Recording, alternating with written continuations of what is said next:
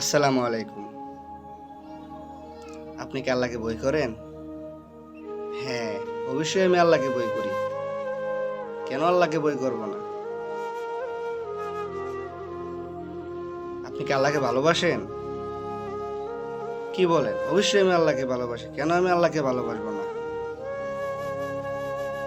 হ্যাঁ, এই কথাটা আমরা সবাই বলি।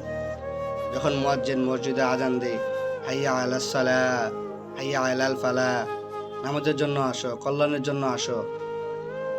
তখন আমরা যেন কেমন একটা বধির হয়ে থাকি, কানে শুনি না।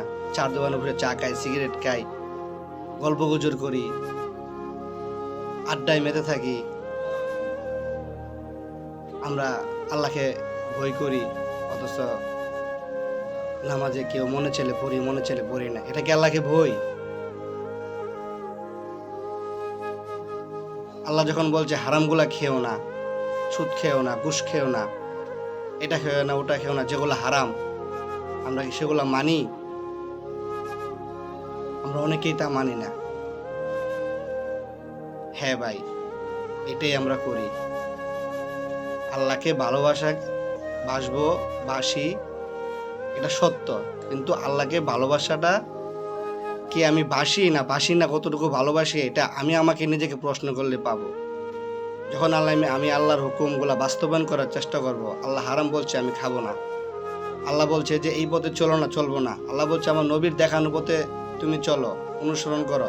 আমি যদি নবীর দেখানো পথ অনুসরণ করি, আমি যখন আল্লাহর আদেশগুলা ঠিক মতো পালন করি, তখন আমি বুঝতে পারবো যে আল্লাহর হারাম হালাল যে চলাগুলার কথা, যে রাস্তাগুলা চলা, যে খাবারগুলা খাওয়া বা যে হুকুমগুলা মানা, সেগুলো আমি যদি ঠিকভাবে মানি, নবীর রাসূল সাল্লাল্লাহু আলাইহি সাল্লামের আদেশগুলা এবং দেখানো পথের অনুসরণগুলো যদি আমরা সেইভাবে ঠিকভাবে পালন করি,